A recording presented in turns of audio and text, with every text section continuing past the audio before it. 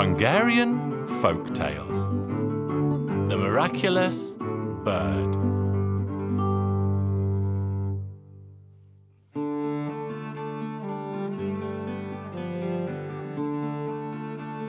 Once upon a time, in a distant land, where the curly-tailed pig digs at the soil with its snout, there lived a penniless man. He was so poor that his daily meal consisted of nothing more than the things he was able to gather together in the woods and the meadows.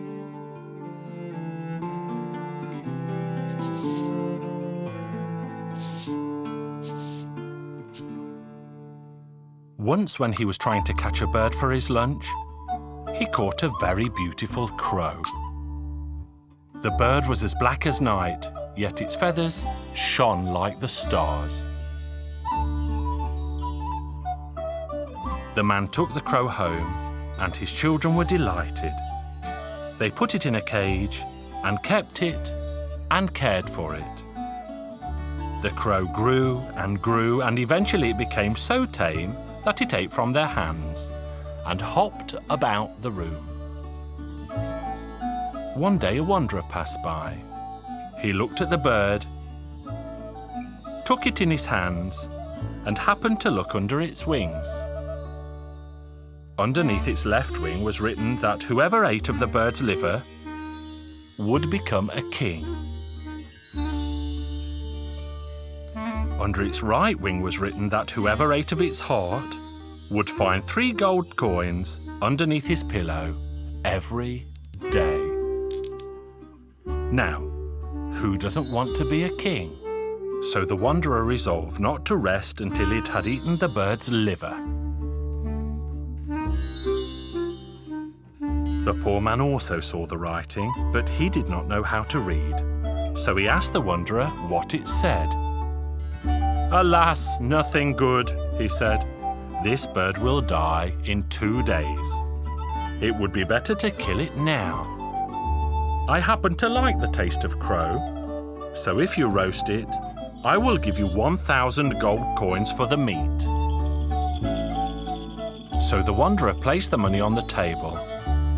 The poor man regretted having to kill the poor animal, but he was in dire need of money.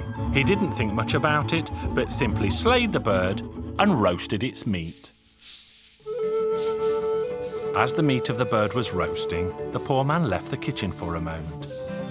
The children were playing around, and as they were hungry, they snatched the heart and the liver from the pan.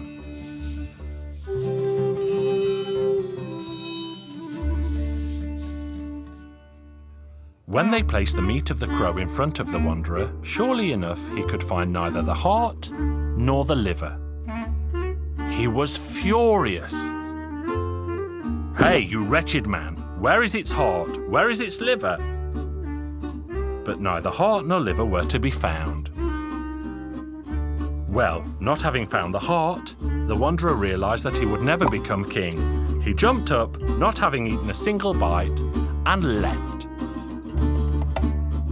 The poor man despaired. He regretted all the money he had lost. So he told his sons that they should vanish from his sight and not return until they had gotten all the money back. How the 2 sons worried, but what could they have done? They set out to find the 1,000 pieces of gold.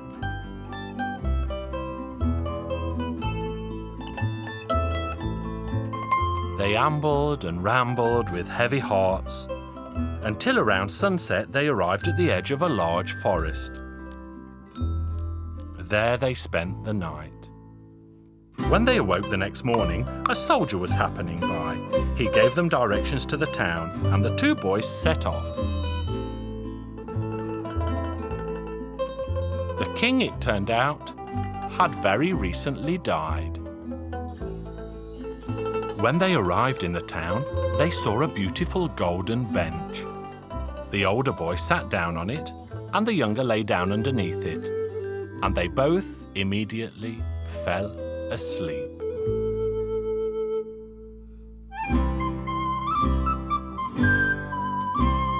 The next day they awoke to the sounds of a large crowd of people who had gathered around them and were cheering them enthusiastically.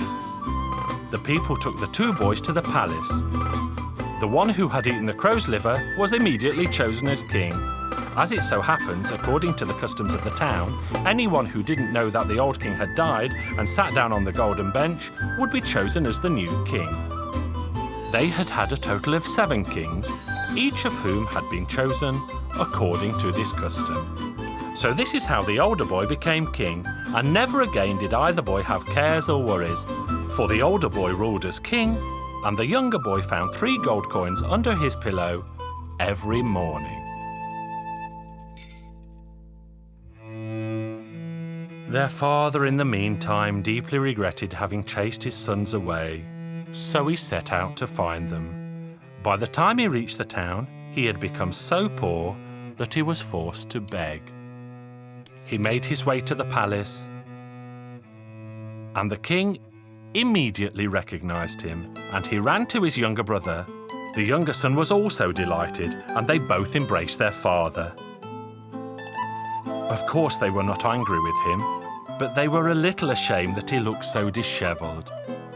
They took him to a cobbler and a tailor and had beautiful clothes and boots made for him, and they let him stay with them at their new palace.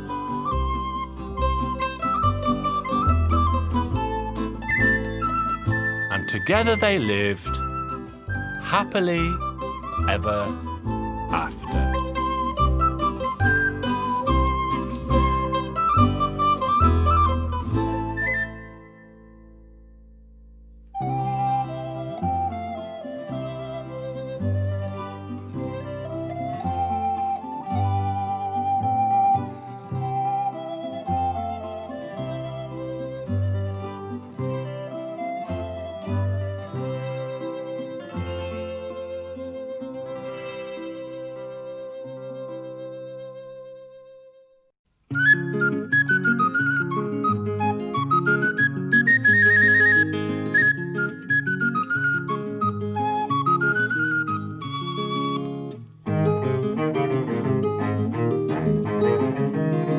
Hungarian Folk Tales. The Little Pig and the Wolves. Once upon a time, there was a little pig who lived in a little house in the middle of a vast forest. The little pig was cooking supper one day when a scruffy wolf knocked on his door.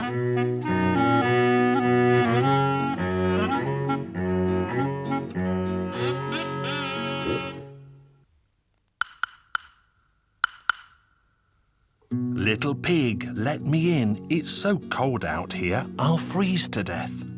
No, I won't let you in because you'll eat me up. Just let my back leg in or I'll freeze to death.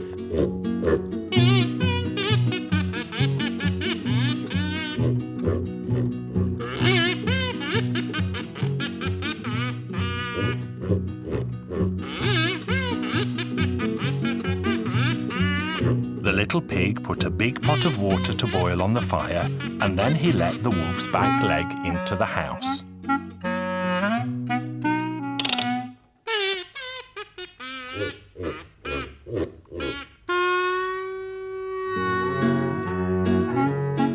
Oh, little pig, please let my other back leg in too.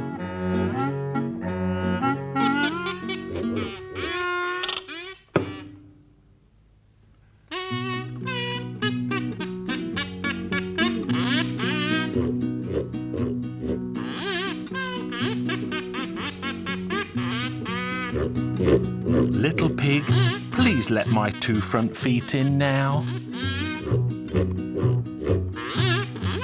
The little pig let the wolf's 2 front feet in, but the scruffy wolf still wasn't happy. Little pig, please let all of me in, and I promise I won't hurt a hair on your head.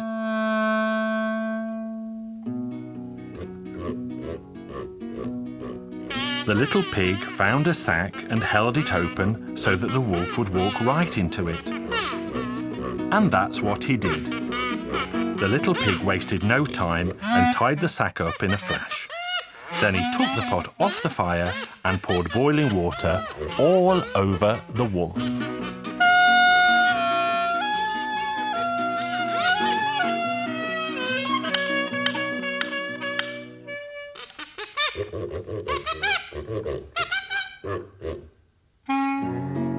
The steaming hot water made the wolf shout, and he wriggled and jiggled until he pushed the sack open.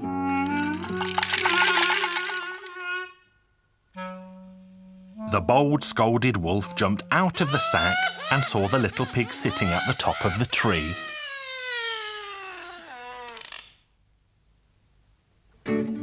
And the wolf ran off to find help.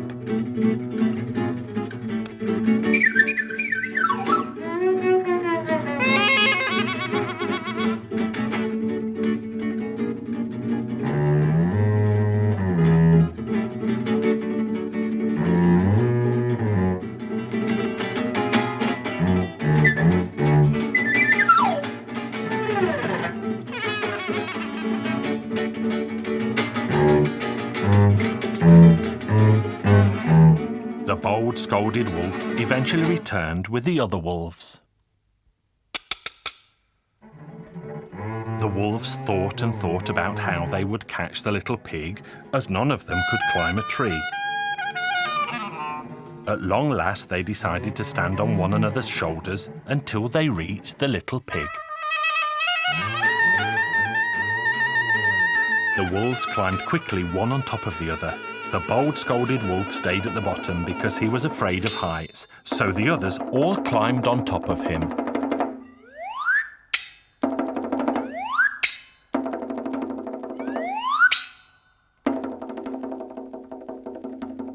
The Tower of Wolves reached up to the sky until they only needed one more wolf on the top.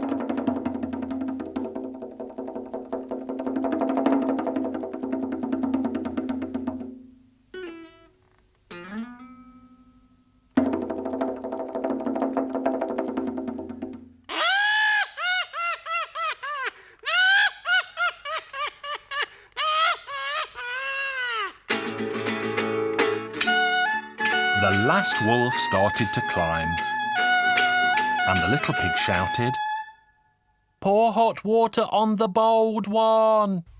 The bold, scolded wolf leapt out from the bottom of the pile and ran as fast as his legs could carry him.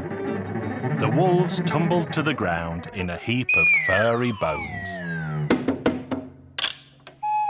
Then all the little piglet had to do was to jump down from the tree and go back into his little house. And the bad wolves never dared come near again.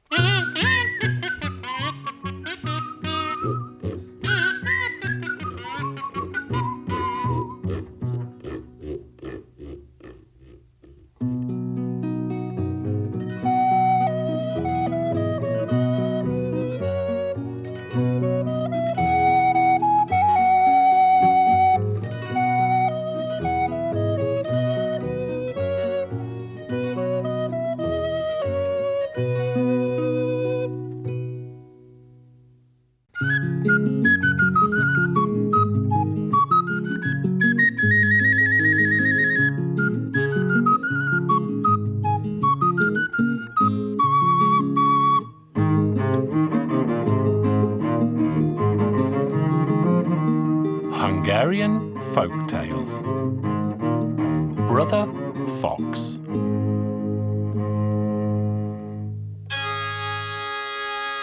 The fox and the wolf were not the best of friends. The fox had tricked the wolf too many times, and so the wolf decided it was time to eat the fox. One day, 12 carts full of fish came trundling down the road. The fox stole a stack of fish from one of them.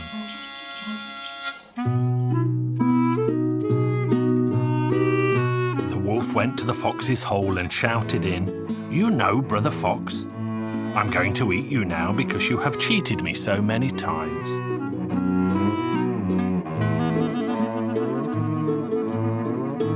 Then he saw the pile of fish.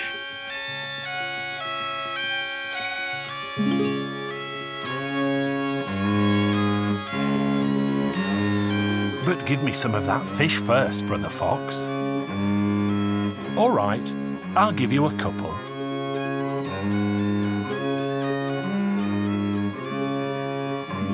And the fox gave him some. Where did you catch these, Brother Fox? In the river, Brother Wolf. Well, teach me how to catch some too. All right, Brother Wolf, I'll teach you. So they both went out onto the frozen river and cut a hole in the ice. Well, Brother Fox, put your tail in here and wait until the fish begin to bite. You need to wait until it gets good and heavy, and that's exactly what happened. The fox left the wolf behind. The wolf tried his tail a couple of times, but it was still too light, and he said, "There still aren't enough fish on the end." So he kept his tail dipped in the water, but then his tail froze fast, and he tried to pull it out, but he couldn't. When the women went down to the river the next morning, they saw the wolf and they beat him with big sticks. The wolf leapt about until his tail tore off, and he ran away in anger.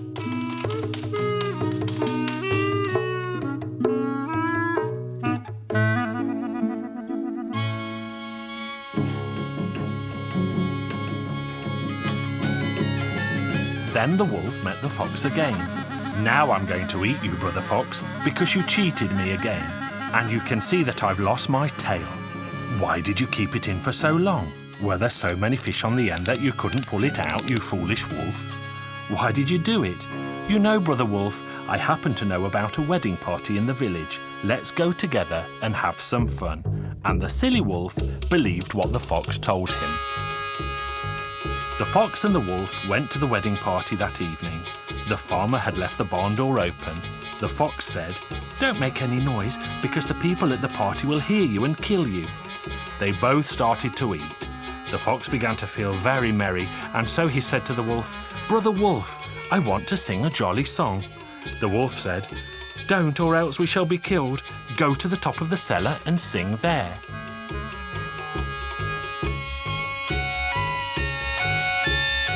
The fox started to sing so loudly that all the people came out from the party.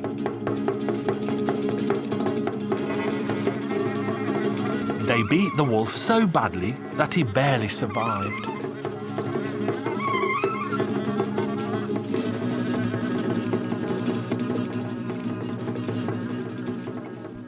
The fox had a brilliant idea and rolled in tar in the hen's trough. The tar froze on the fox and looked just like bone sticking out of his skin. Then he went to the road where he knew the wolf would pass. He lay in his way and started to groan and moan in pain. The wolf eventually hobbled by. "Now I'm definitely going to eat you up, Brother Fox. Brother Fox, you had me badly beaten, although I told you not to sing. Your problem is less than mine, Brother Wolf. You know what, Brother Fox? Sit on my back."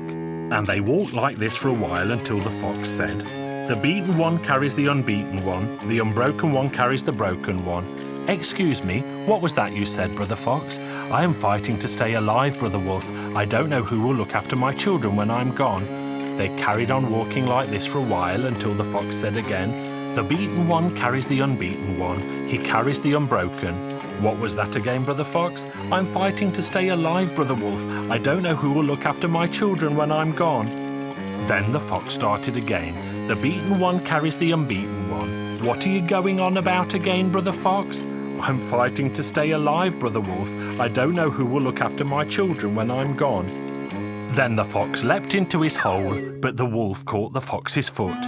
"You did not catch my foot, Brother Fox. It's the tree root." The wolf let the foot go and then caught the root. "I won't budge from your hole until you come out, and then I will eat you." But the fox could make do with the fish he had. The wolf got very hungry and left the fox's house. And he has been roaming the forest ever since.